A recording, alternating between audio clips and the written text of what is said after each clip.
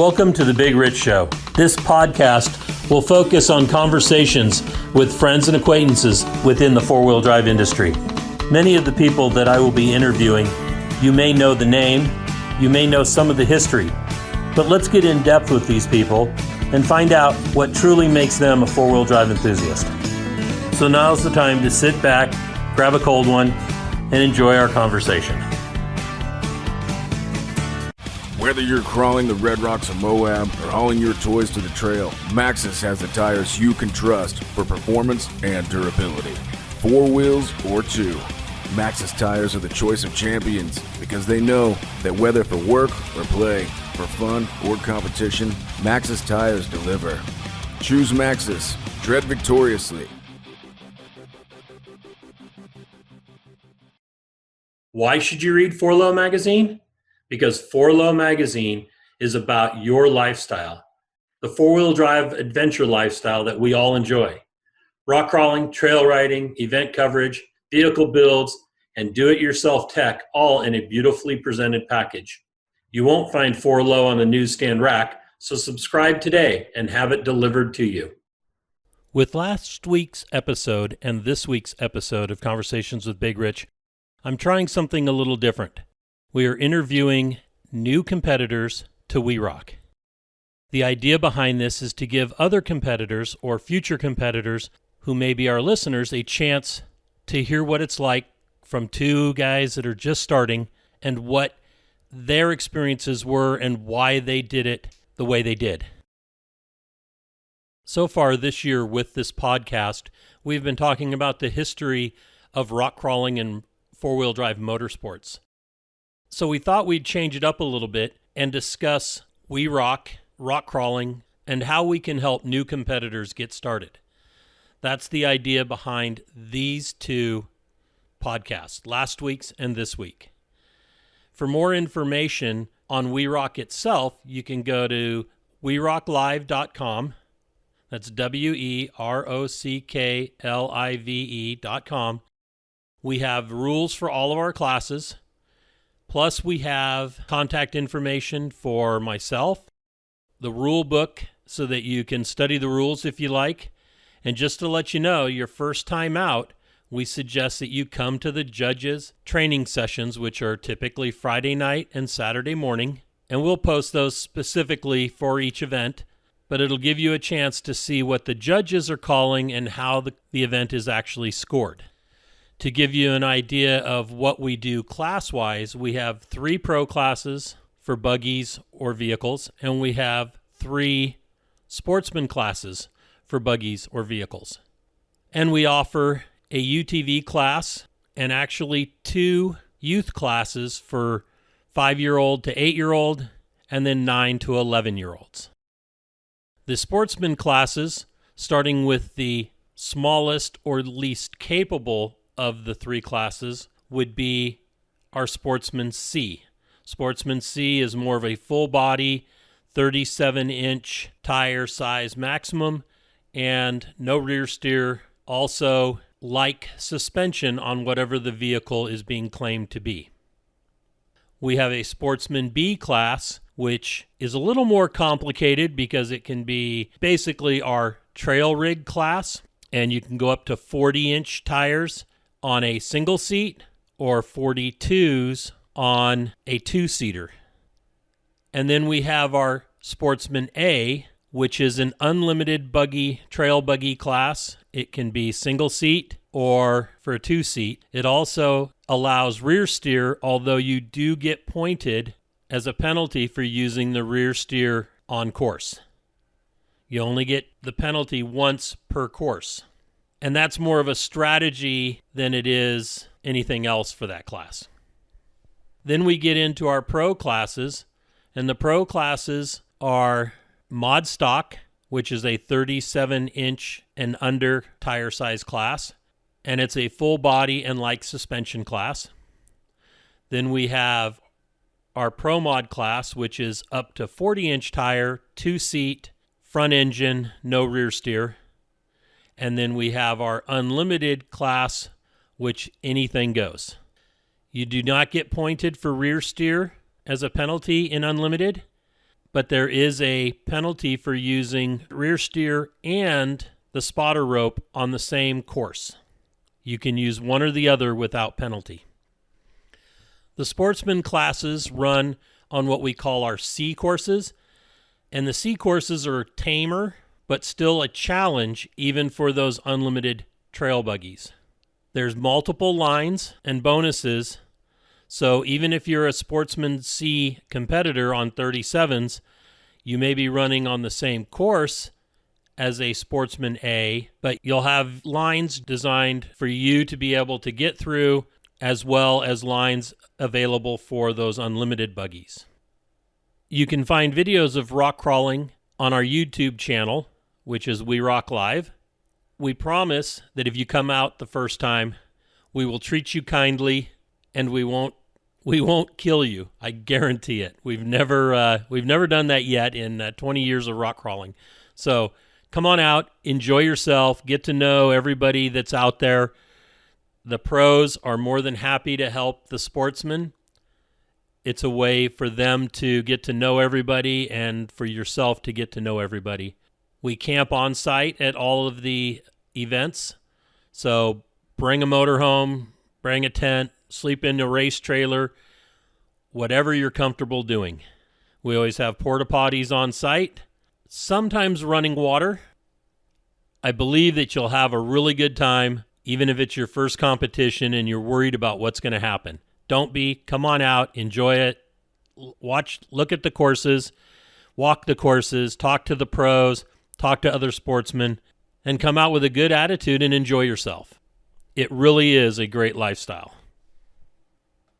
Thank you for joining us on this episode of Conversations with Big Rich. Today's guest is Jason Childs. He's a newer competitor, you would say, to rock crawling. He jumped right into the We Rock Unlimited class last year with a Jesse Haynes fabrication buggy. And we want to talk to him about his decision to jump in, not only to competitive rock crawling, but the highest class there is, and the class with probably the toughest competition at the moment. So sit back and enjoy this. All right, Jason Childs, thank you so much for coming on board and being part of Conversations with Big Rich, and maybe giving us a little bit different perspective on rock crawling, not so much from the history side of it, like guys that have been competing for 20 years or competed 20 years ago or so, but basically a newbie's idea of rock crawling and what interest you had getting into it. So let's start at the very beginning and tell us where you're from, where you grew up, and how you got started. Well, kind of started, as a kid. I was born in Sacramento. My dad had taken me hunting every weekend, every day if he could, and that was our off-roading to start with. We deer hunted, drove around, hiked a billion miles, never really saw anything. But then as I grew up, I kind of moved all over. My family was heavy machinery mechanics, and they worked on the pipeline and big rigs at PACCAR and a few other places.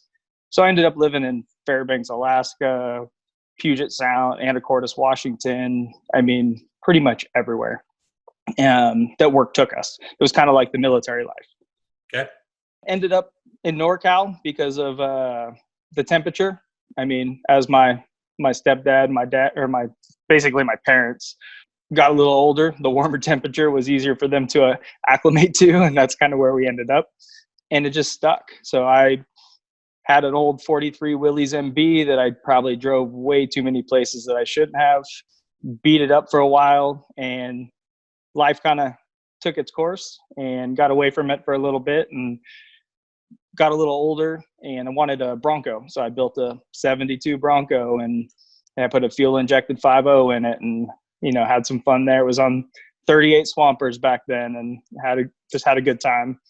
Then I was told that we wanted a house, and I was like, "You want a house?" And I was told to sell it for the down payment. So that's where that went. And I got away from it for quite a while. Then kids, family. I was like, this is time. I have to get back out there, and started looking around and was told no 2-doors, no stretches. No, I wanted a Samurai. I wanted a roller. I just wanted something to beat up on. Ended up with a 4-door JK. So went and bought one of those and immediately started, swapping stuff here and there.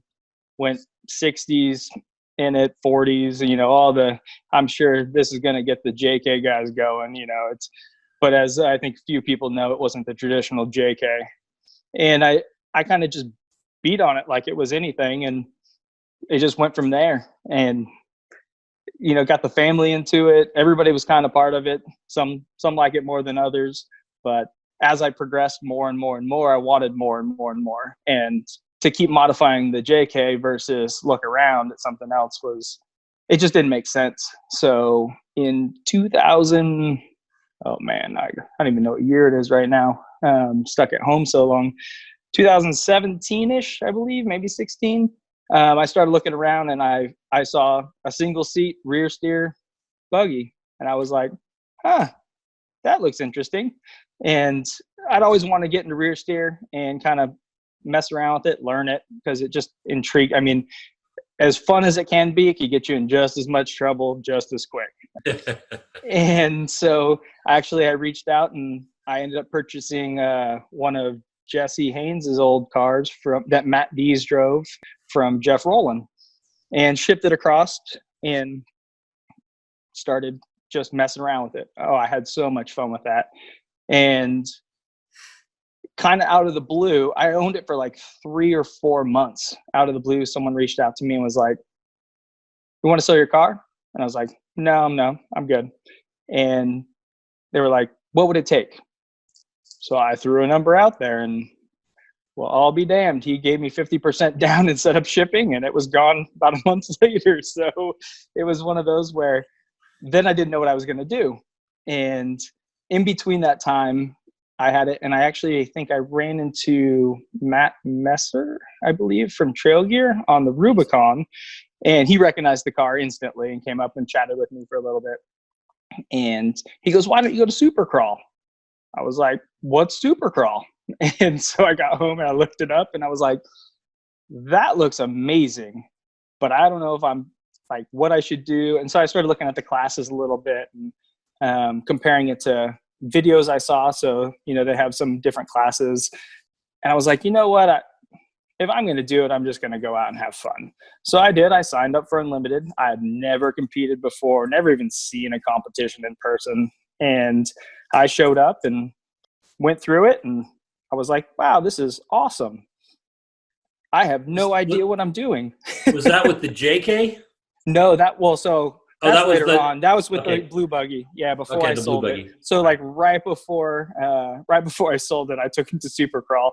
Okay. I had actually met you just before that at Donner because I was going to try to make an event, and so I brought it up to make sure it passed tech. And I remember I pulled up and you started laughing because apparently everybody knew this buggy. And it was just one of those where I didn't know. I just wanted to make sure I didn't show up somewhere and they go, "Oh no, you can't do that. You have to do this." But so I ended up going, that was when Supercrawl was in September, I believe. Right. And so I went there and didn't know anybody. Nobody. Had no idea what was going on. Just kind of stumbled through it. I remember going up the first day and I got paired in a group of 4 or 5, pull up, and I'm first course, spotter ride, don't have any idea what's going on, and kind of just start walking the course a little bit. And I remember actually Cody and Randall were right behind me. So they kind of just, "Hey, have any questions?" I probably looked like the tourist. They were just like, "Hey, you probably knew." And so they kind of helped me out and gave me some pointers on little things here and there. And we had a great time. We did all right. It wasn't, spectacular. We didn't really have any expectations going in. And from that point on, I was like, this is awesome. I'm going to keep doing this as much as I can. And then I sold the car. So it was one of those where it was kind of a really wild ride at first. It was up, down, up, down. And I remember reaching out to Jesse and saying, "Hey, I want to make this change and this change and this change." And his only response was, "Do you really want to do all that work, or would it be easier just to build something new?"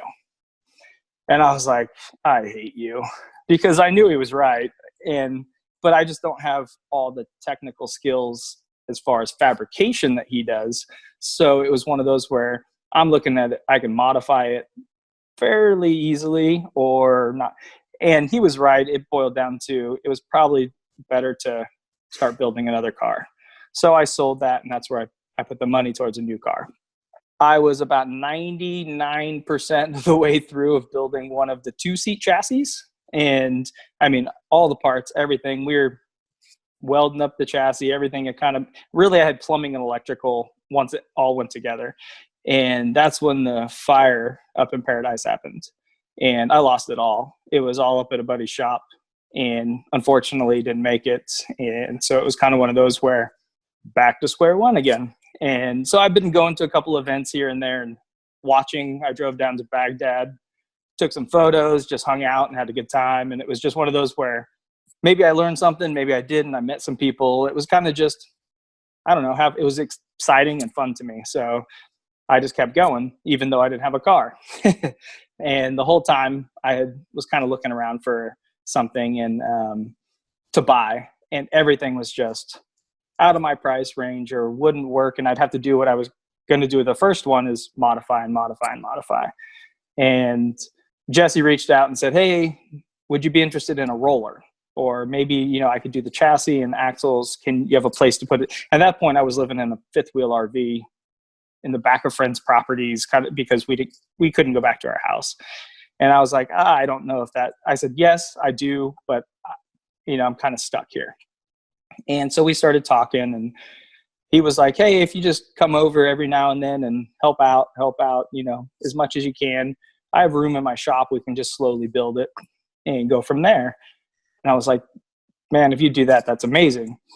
Turns out I was living at his house just about every other week. It felt like going back and forth. And then one day he walks in and goes, good morning. I was like, good morning. He goes, you want to make Donner?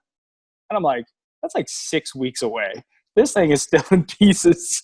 And he was like, I think we could do it. Well, I'll be damned. Saturday morning at like 5 a.m, I pulled into Donner. I wouldn't say it was done, but it was done enough to go, and it was good enough for me. I had a blast, and I was so happy to get out and go back in there, even though we've been riddled with little things here and there and things that just, could frustrate you, but I just love it. So I just want to keep going. I did remember that the first year, 2019, was the first season. Yeah. And you guys had a lot of struggles with drivability. There just always seemed to be something that just wouldn't work for you. I really admired you for showing up and going through the motions, even though you knew it wasn't 100%, that there was things that just weren't going to allow it to perform the way you needed it to. So I was really impressed that you had the fortitude to hang in there and not just say, okay, I'm going to wait until it's perfect. You don't learn by staying in the garage. No, that's kind of that was one of the driving factors for us, is like, for me, is I needed seat time. I know I needed, like, no matter what, even if the car is flawless, you need seat time. And I would rather, it sounds funny, I'd rather be able to work on it on the fly, because what if you do break something? So I've got a lot of practice repairing that thing. So I know it very well, but there's been a couple constants, but it was tracking some of the stuff down that has just been probably the biggest hurdle. It was, little things here and there with fluid leaking, or why does it keep dumping out of this, or, just the stalling. There's been a bunch of little things like that all kind of just encompass the whole experience. But there's nothing like getting on a course and at least driving it, understanding what's going on, because there's more to the car than the whole competition. And that took a long time to learn. Spotter communication with the driver, understanding the car, time management. Oh man, there's been such a learning curve in so many different aspects that has outside of even the car.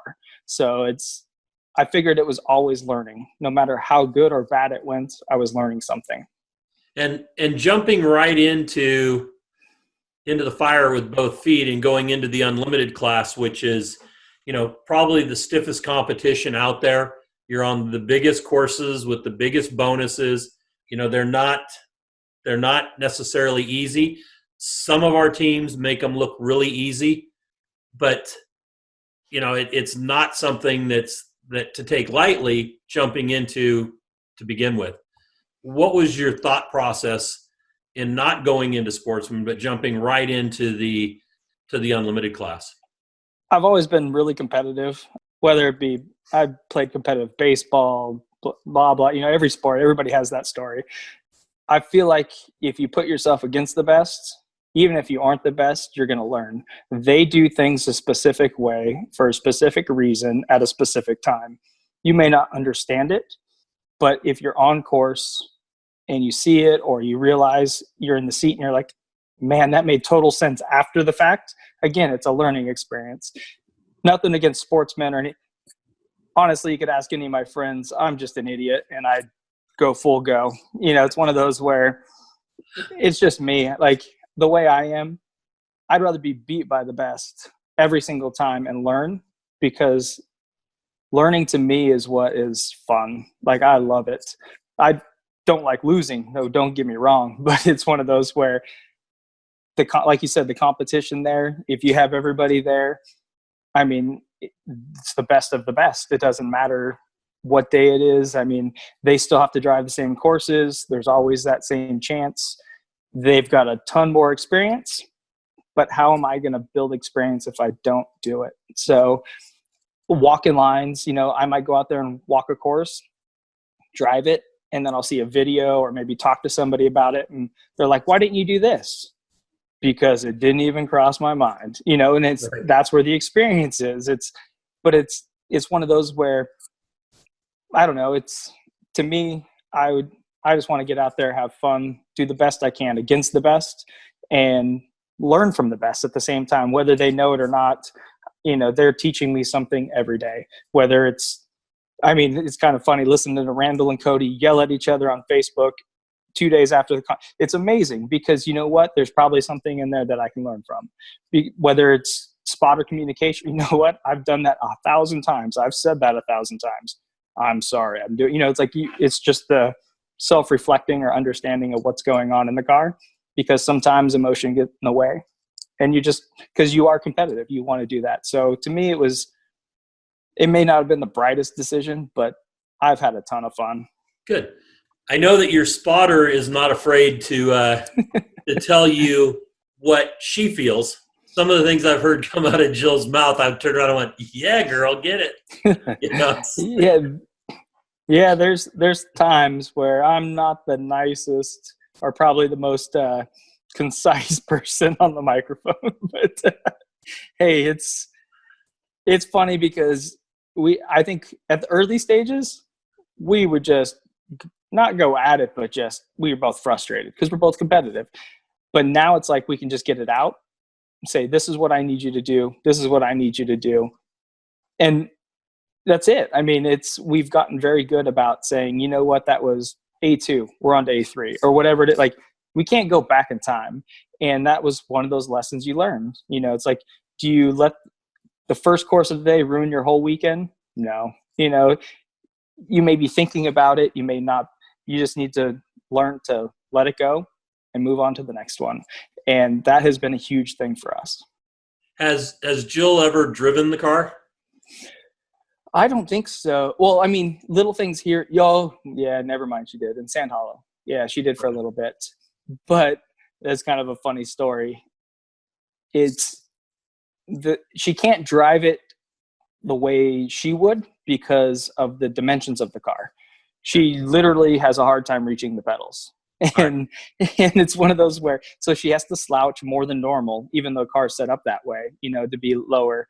But so in some situations, it's like she's trying to hold the brake and do this and do that. And like you see her shifting in her seat. And so it's not anything else but that. On top of that, we don't have a whole lot of run time. We have been doing a lot of work to this thing. or I should say I have been doing a ton of work to this thing in between every competition, every chance I get. It's usually tore down and redone in some aspects. So there hasn't been a whole lot of, hey, let's go wheel it, kind of thing. So right. And there's if a combo of that. and if she doesn't fit in it, then it's probably not a good idea to put her on anything really difficult so that she can get an idea how it feels for you inside the car. It's one of the things that I try to tell teams, especially new teams, is if the spotter can fit in the car, let the spotter drive the car, even in practice or whatever, so they get a feel for what they're telling you and why they need to tell you that. Because if they don't, there's some spotters out there that have been around the sport for so long, they don't need to know what the car does from driving it because they've seen it so much. Like Cody and Randall's, they've become a better team because Randall drove the car. Oh, I agree. Yeah. And so he knows what the car will do or what, it's capable of doing. That's why I asked. We've definitely talked about it. It's just one of those where I think it boils down to a lot of times I'm working till the night before we leave, or, we just haven't had the time to go out and play, to drive it, to not even me. It's not even that. It's just, we've just been, I guess, handcuffed a little bit here and there with things that hasn't allowed us. So hopefully soon we'll get to, but I would love to have her in the car and at least understand, the different things. Luckily, we spot each other quite a bit when we wheel our JKs, so at least we understand each other a little more. Yeah. But when you start adding that rear steer and just the dimensions of that car, the handling of that car is completely different. So it's definitely a good thing to do. Yes. What are your plans? I know you're going to compete as often as you can. I understand that, but it's not like you can move up a class or do something different. I mean, you're in a state-of-the-art vehicle. You're running on the toughest courses in competition right now that are available to you. Is there things that you want to do? And I don't even know if this is a fair question because I don't know what else there is to do. But I'm trying to get an idea of what are future plans? Is it just to continue competing with us, or do you want to go fast someday? What are the things that, what's in your interest bucket? I honestly don't have any desire to go fast. I mean, I love it, but as a sport, I've joked about it a few times, like maybe possibly if I picked up a UTV and try that a little bit here and there, but just for that, no, I have no desire to really go that direction. I have so much to learn going slow. It's one of those where I don't need to jump in and learn a whole nother thing. I don't know. To me, I have so much to learn. Even though I might be in quote unquote the unlimited class, I'm a beginner. I'm trying to learn. I ask questions. I'd rather focus on getting myself better there and doing better there. And maybe someday, giving those guys up there at the top a hard time. That's kind of the fun part of it is I like joking with them and giving them a hard time about this new guy is going to do this and that. And, it's all just me. Like, that's just me, but it doesn't mean I don't want to, but I'm so far from it that I have a lot to learn. So I just don't want to go jumping sports and doing more and trying to do more when the ceiling's not even close to me. So I'm going to stick to it. I'm going to keep going, go to as many events as I can. Maybe someday if I get myself in a position where I can, join some of the Midwest, East Coast, whatever you want to call them, events, that would be great. But right now I'm just going to stick to the West Coast stuff and see where it goes. Excellent. Anything that you want to talk about that we haven't talked about? Have you tried getting to the point where you can get marketing partners on board? Have you looked for no, quote unquote sponsors or marketing partners yet? I haven't. I joke about it a lot. I'm kind of split. So I've kind of been in that arena in other sports, and I've talked to some of the guys that are in that, in this sport now. And luckily I'm in a spot where I can make it to every event and still pay for it myself. I'm not saying it's easy, but it's one of those where, but at the same time, I have the freedom. So Right. it's like, and I always hear, well, just be careful, do this, watch out for, like, everybody's always on it's great if you can find the right one. So I'm kind of in that spot where, am I opposed to it? No. Am I out there searching for it? No, Okay. kind of thing. So it's just one of those where I'm not opposed to it, but it's not the top of my list. Like, I know, again, I'm new. I'd rather go out and have a good time and focus on driving and focus on, possibly podiuming, kind of thing, and maybe putting some pressure on the guys up there and just having fun. I don't know. Do you feel like you're starting to pick up the strategy? Because there's a lot more to it than just driving from the start gates to the finish gates and trying not to hit cones. Oh yeah, I'll tell you what, the first time we went through stuff, I was like, ooh, let's do that. Oh, let's do that. Let's try that. I want to do that. I'd spend 8 minutes on one obstacle because that looked fun. That's a trail wheeler coming to a competition right there. So it's that was the toughest thing. Time management, or the strategy piece of it, is, we've kind of developed our own way of looking at stuff. Okay, well, here's option A, B, whatever we want to do, from if we make this gate, if we don't, if we end up over here, what's our angle over here? If we're not to this area by 4 minutes, let's do this, or, whatever it might be. Every course is a little different, but we still aren't even close to some of the other guys, like watching some of the stuff that they do. And again, it comes with experience, and that's where I'm lacking, because I am new. So it's one of those where we come up with our game plan. I would say 9 times out of the 10, we stick to all of it, because we don't want to see something else and go, oh crap, let's change everything. Like, as I'm getting in the car, like, that's just not good for either one of us. But there are things that we see after the fact, and we're like, that was really smart, because this is why he did that, or this is what they did, kind of things. And we're just learning. That's the whole thing. Is, I think that's what makes it fun, is there's still so much to learn. And it's funny, because I hear stories all the time. Oh, we did that in '06. We did that. And, and I'm like, I've never done that, but, kind of thing, or I've never tried that. And it's just understanding things for the first time. It may be second nature to somebody, but to me, it's not. And to go out and have fun and learn that, it's great. I have a great time. As much as I may yell and probably scream and get frustrated, 30 seconds later, I'm usually like, sweet, this was fun. It's that emotion, like, for that split second. Right. I think you'll have fun with the next upcoming event for the West Coast because of this COVID. Of course, we had to eliminate Sand Hollow and then move Donner. We weren't sure if California was going to open up and allow us to use it, and I didn't want to make that change, 2 weeks before the event. So Cedar City said, come on out, and everybody seems to really enjoy Cedar. I'm going to open it up and use some terrain that we haven't used in the past, or haven't used in a long time, I should say. So that time when, somebody goes, like, especially at Donner, oh, we used that in '06, or we did this, we did that.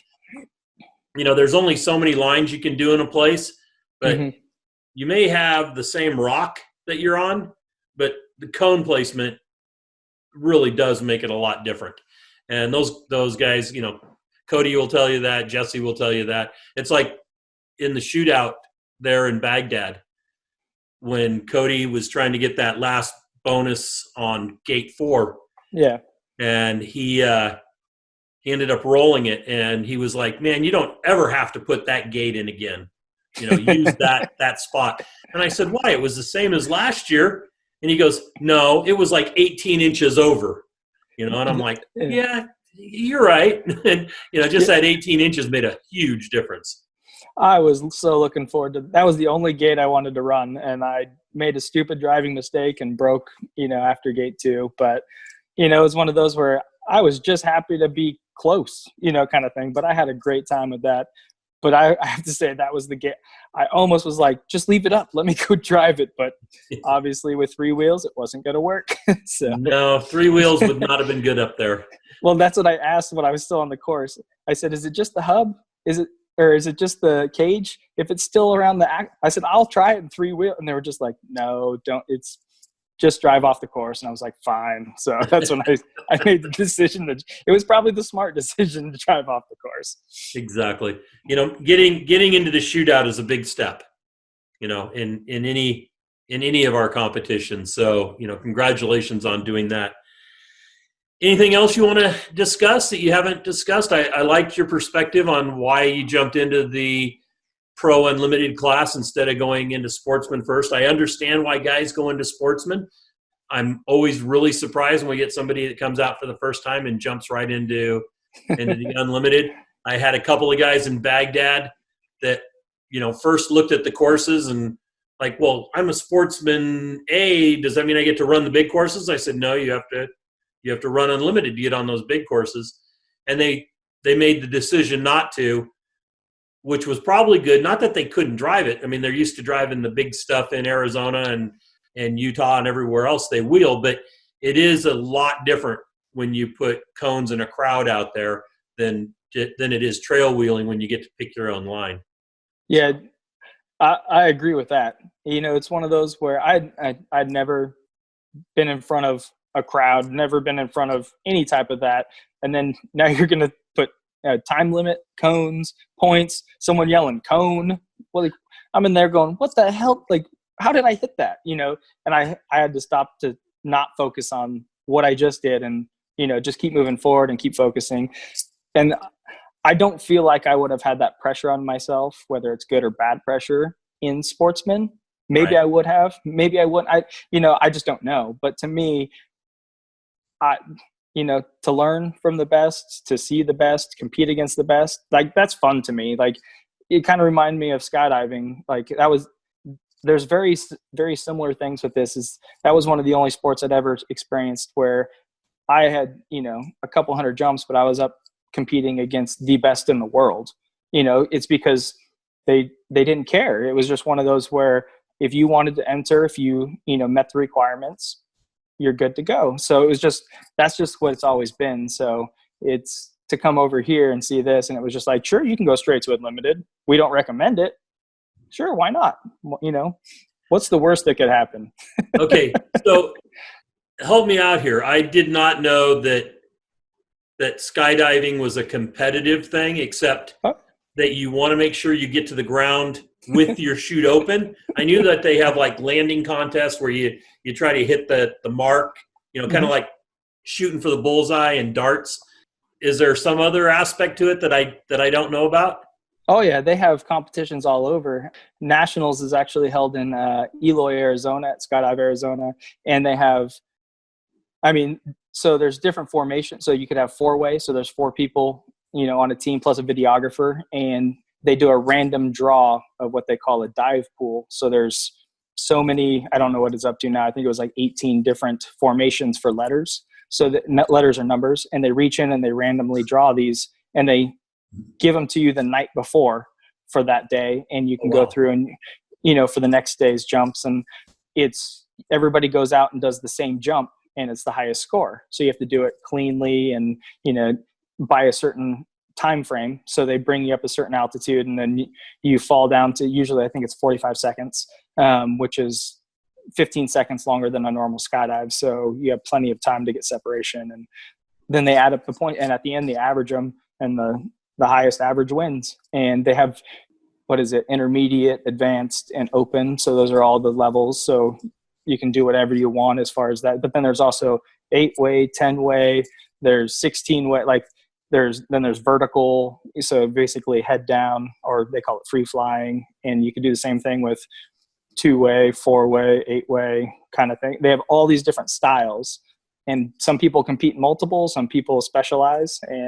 But again, as long as you have 200 skydives, you meet your safety requirements, you could join whatever you want and do whatever you want. So you can compete against somebody with 25,000 skydives that does this for a living kind of thing. So.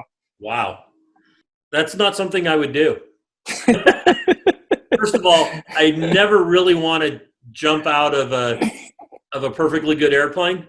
You know, my time window to try that passed, years ago. When I had a kind of a death wish. And then, I've had a couple of friends pass away in smaller planes. So I'm not a real big fan of, anything less than like a jetliner. And so getting in, and if I got into a jetliner and they handed me a parachute, I'd probably turn around and go back out. I'll tell you what, that's the best stories ever right there. Because when you travel, you keep your gear with you. And because you can pass them through TSA and everything. And a lot of times we'll put them in these special, they're called rig sleeves or a bag, kind of just because you don't want people to ask questions. But there's sometimes where you just don't have anything. So you just put it on your back and walk in and you're in line and someone's like, "This is a parachute?" "Yeah." And they're like, "Why do you have that?" "Well, you upgraded to first class. This is what I chose." You can just start messing with people. You get so many questions. It's kind of funny, but usually you try to conceal it because there actually are people that do, when they see it, they're like, "Huh, why does he have that?" Kind of thing. So if he gets one of those, maybe I need one. Yeah. Yeah, it's like, wait a minute, where did you get that? Yeah, if I ever see one of those pilots that's like transferring from, one spot to go get into another plane somewhere else, Yeah. And if I ever see one of those guys carrying a parachute, I am definitely getting off. I'm like, time out. Yeah. Get that jetway back over here. I don't even want to go down the stairs. Well, back in, I think even the 90s, Paris Valley in Southern California, you used to be able to jump out of a 737. They had a rear, I think it was a 737. They had the rear exit where they could drop the cargo door, but from the cabin. So, and it was just like getting sucked out of a vacuum. Boom, you just watch people disappear because they can't, like, they're slowing down to basically stall to let people out. And it's still way higher than you're used to in some of your other planes. It's kind of funny. So kind of like the guy that hijacked the airplane up in Washington or wherever it was, and then jumped out in Washington. They still ain't found the guy. D.B. Cooper? Yeah, D.B. Cooper. There you go. Every skydiver knows that story. Yeah, there you go. Well, Jason, thank you very much for coming on and sharing your insights with us. Is there somebody that you want to see interviewed at some point? I've got a list of like 174 names right now. I'm going to be doing these for at least like 3 years now, or at least releasing them. I've already got like 25, 26 interviews in, and we've only released 4. Is there anybody out there that you particularly would want to hear from about the history of rock crawling or four-wheel drive off-road trail wheeling or anything like that? I don't know.